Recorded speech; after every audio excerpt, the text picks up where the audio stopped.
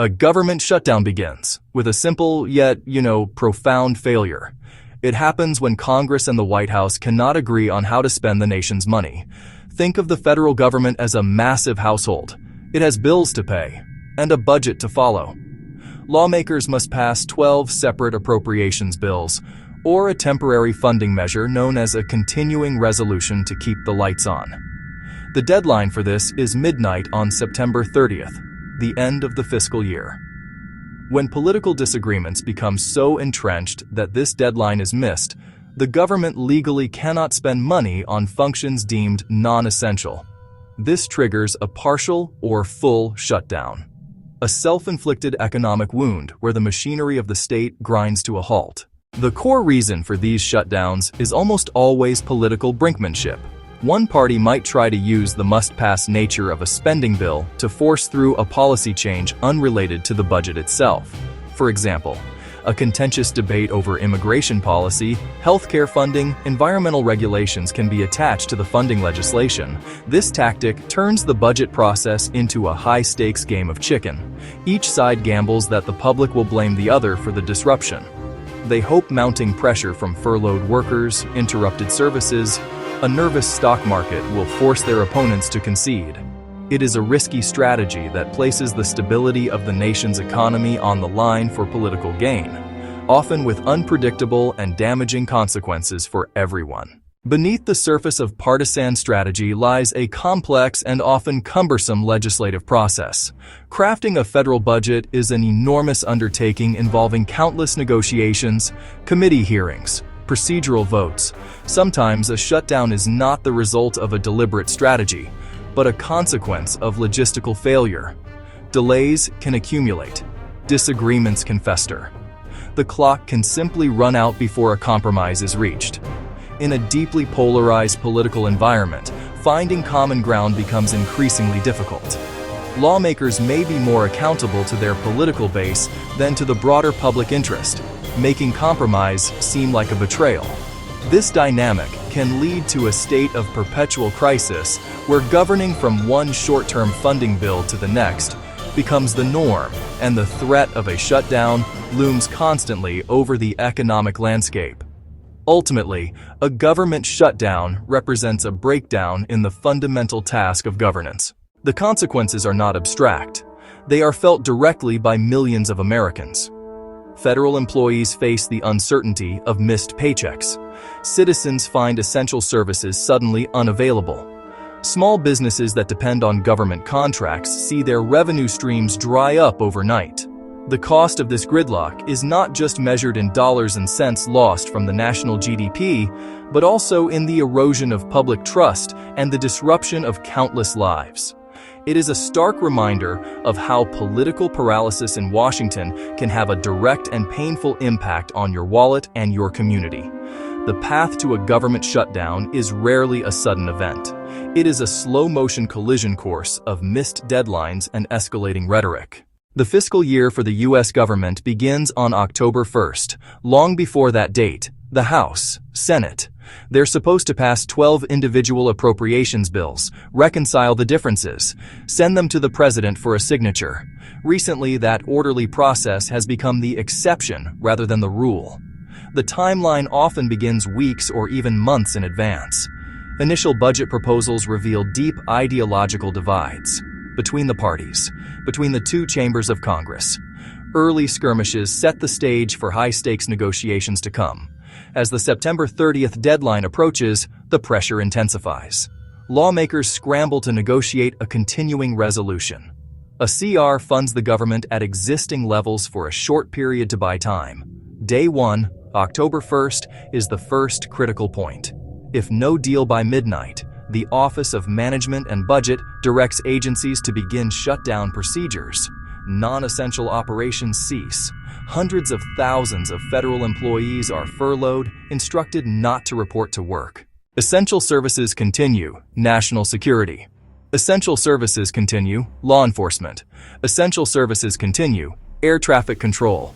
But those employees are often required to work without pay. The period is marked by confusion and uncertainty for families and businesses. The news cycle fills with images of closed monuments and interviews with worried federal workers. If the shutdown drags into its second or third week, the economic consequences deepen and spread.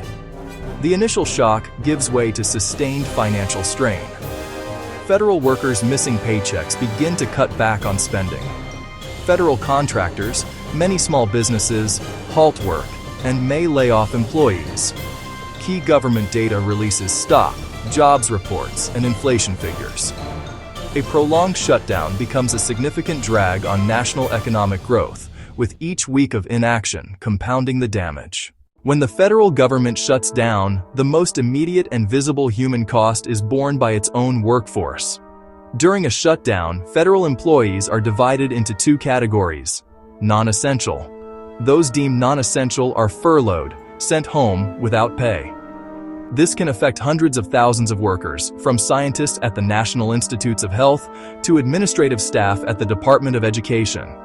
For these individuals and their families, a shutdown means an abrupt and total loss of income. They are left in financial limbo, unsure when their next paycheck will arrive.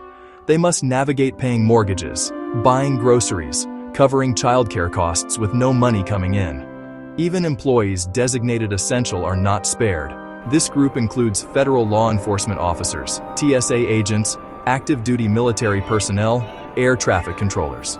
They are required to continue working without regular paychecks. They are effectively providing an involuntary, interest-free loan to the government. While the focus of a government shutdown often falls on furloughed federal employees, the economic pain quickly radiates outward, hitting small businesses with particular force. A significant portion of the American economy is interwoven with government activity, and small businesses are often the most vulnerable threads in this fabric. Many small companies operate as federal contractors, providing IT support, providing construction, providing janitorial services, providing office supplies. When the government shuts down, work orders are frozen, and payments for completed work are halted. Most small businesses do not have deep cash reserves, forcing them to make difficult choices. The first and most painful choice is to lay off their own employees.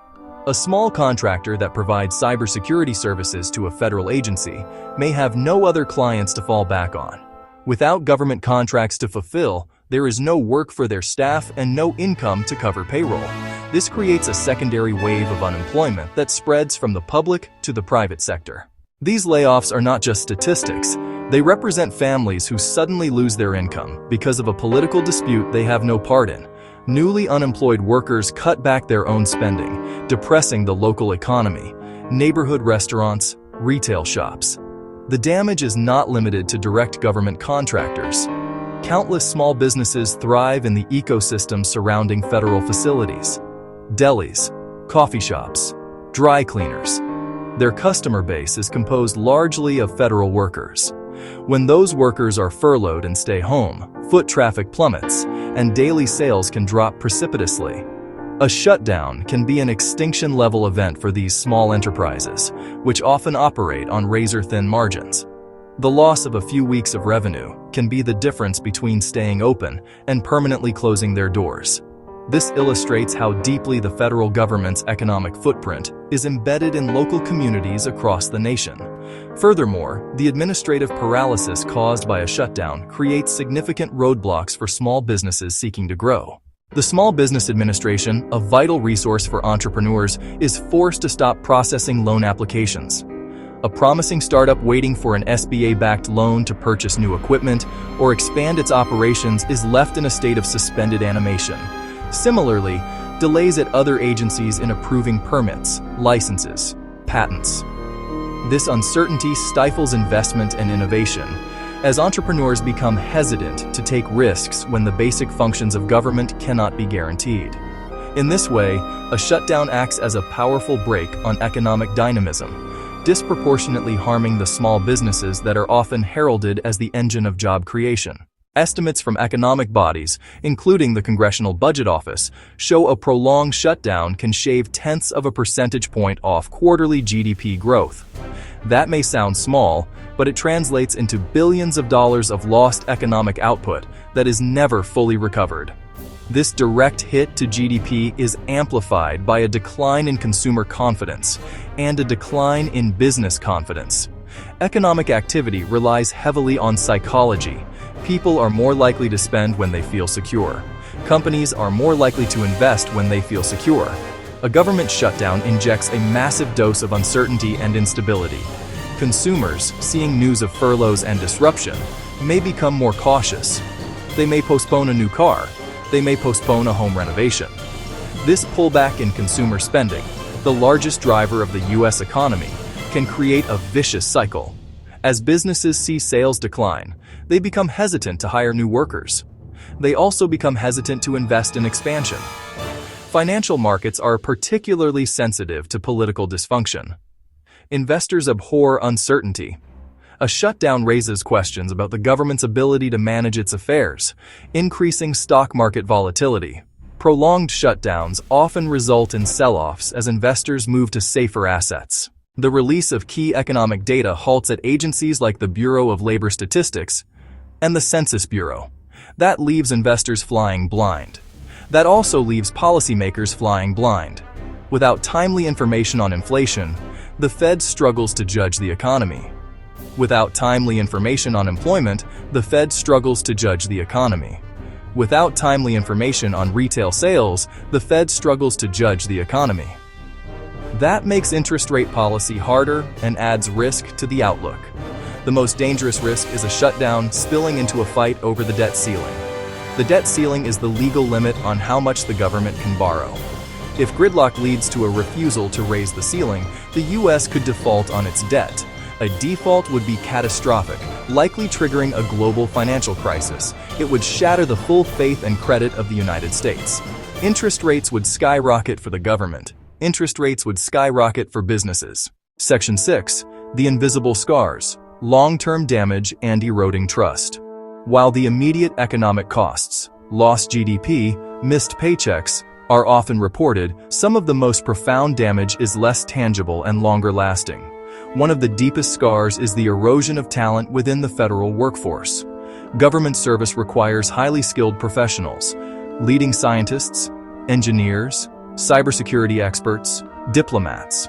Repeated furloughs, pay freezes, and the disrespect implied by shutdowns make morale plummet.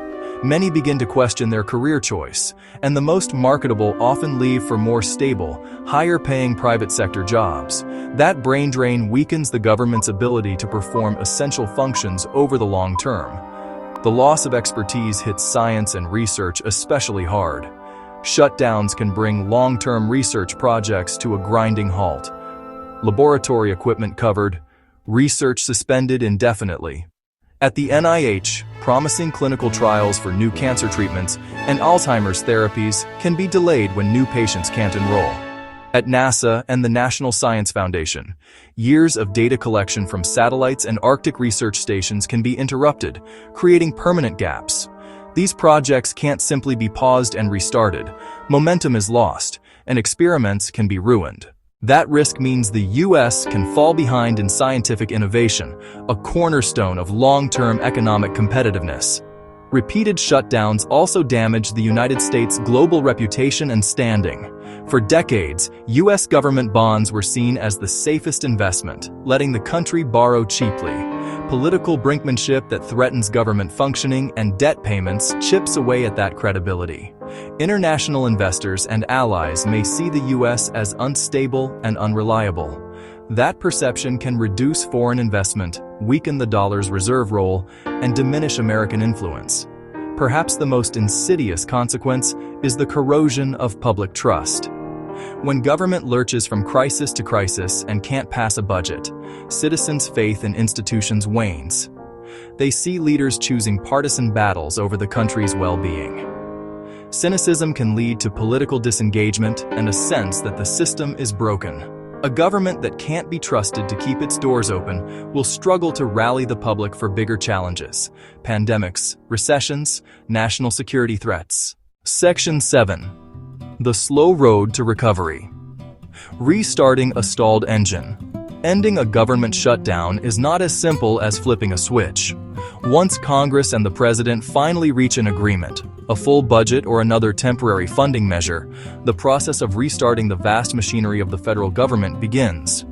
The first step is typically the passage of legislation that ensures federal employees will receive back pay for the wages they lost during the furlough.